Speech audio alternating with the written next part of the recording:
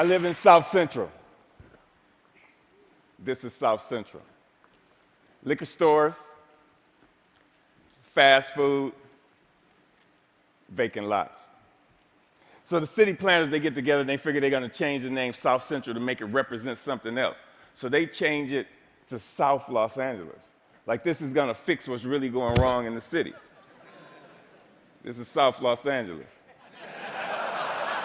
Liquor stores, fast food, vacant lots.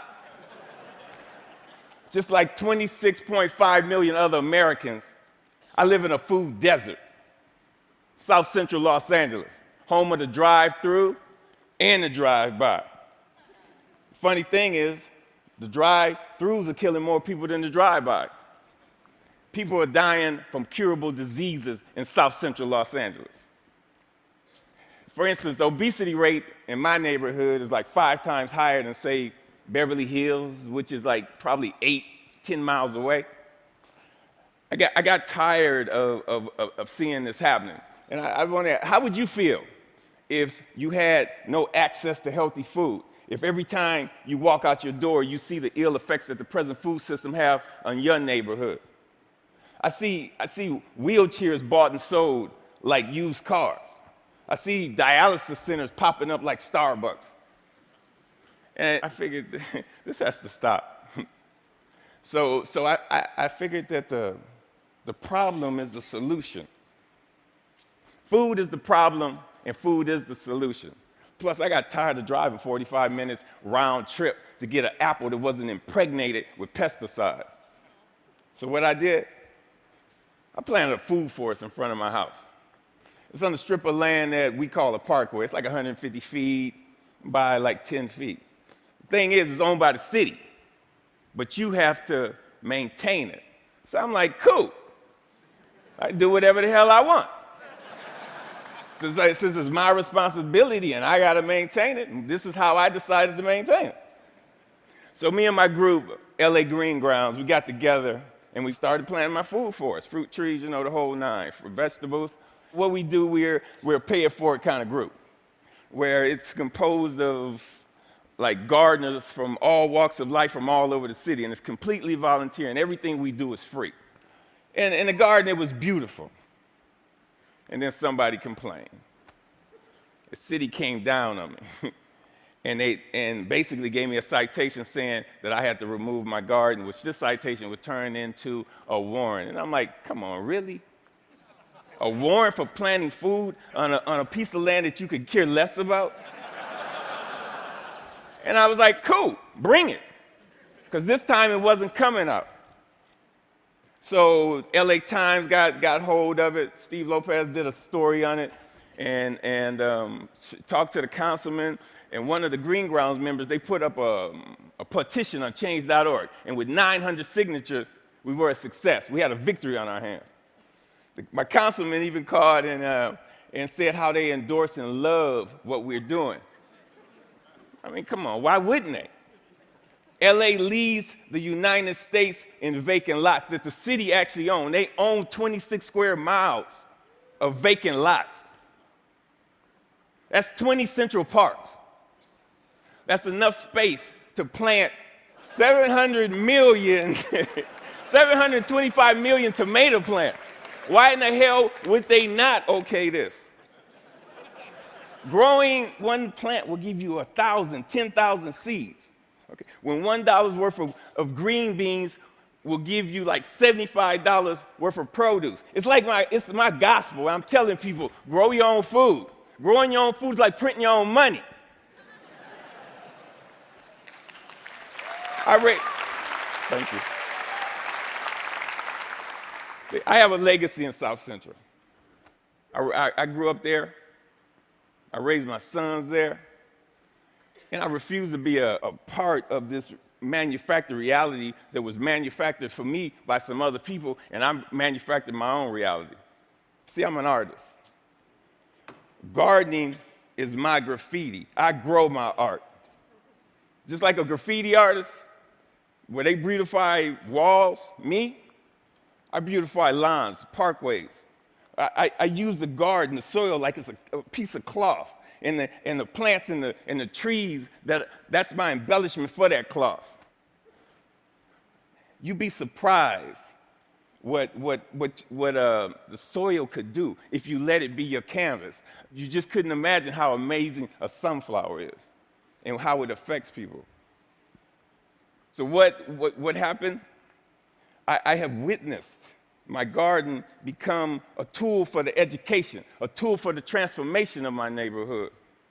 To change the community, you have to change the composition of the soil. We are the soil. You'd be surprised how kids are affected by this. Gardening is the most therapeutic and defiant act you can do, especially in the inner city. Plus, you get strawberries.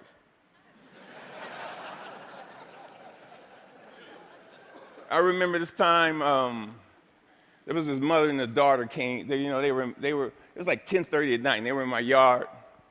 And I came out, and they looked so ashamed. And I'm like, man, it made me feel bad that they were there. And I told them, you don't have to do this like this.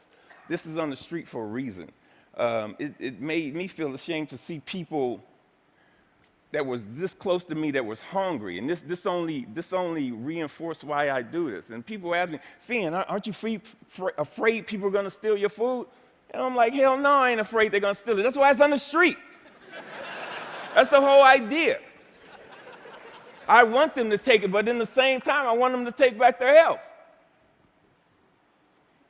There's another time when I put a garden in this homeless shelter in downtown Los Angeles. The guys, they helped me unload the truck. It was cool. They just shared the stories about how this affected them and how they used to plant with their mother and their grandmother. And it was just cool to see how this changed them if it was only for that one moment. So Green Grounds has gone on to plant maybe like 20 gardens. We've had like 50 people come to our dig-ins and participate in this, all volunteers. If kids grow kale, kids eat kale. If they grow tomatoes, they eat tomatoes. But when none of this is presented to them, if they're not shown how food affects the mind and the body, they blindly eat whatever the hell you put in front of them. I see young people, and they want to work. But they're in this thing where they're caught up. I see kids of color, and they just on this track that's designed for them that leads them to nowhere. So with gardening, I see an opportunity where we can train these kids to take over their communities, to have a sustainable life. And when we do this, who knows? We might produce the next George Washington Carver. But if we don't change the composition of the soil, we will never do this. Now, this is one of my plans. This is what I want to do. I want to plant a whole block of gardens where people can share in the food in the same block. I want to take shipping containers and turn them into healthy cafes. And now, don't get me wrong. I'm not talking about no free shit. Because free is not sustainable. The funny thing about sustainability, you have to sustain it.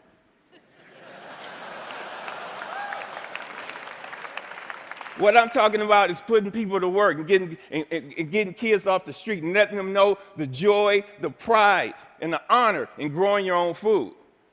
Opening farmers markets. So what I want to do here, we got to make this sexy. So I want us all to become ecolutionary, renegades, gangsters, gangster gardeners. We got to we got to flip the script on what a gangster is. If you ain't a gardener, you ain't gangster. Get gangster with your shovel, okay?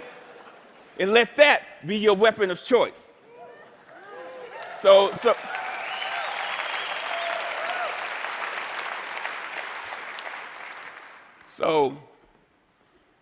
basically, if you want to meet with me, if you want to meet, don't call me. If you want to sit around in cushy chairs and have meetings where you talk about doing some shit, where you talk about doing some shit. If you want to meet with me, come to the garden with your shovel so we can plant some shit. Peace. Thank you. Thank you. Thank you. Thank you.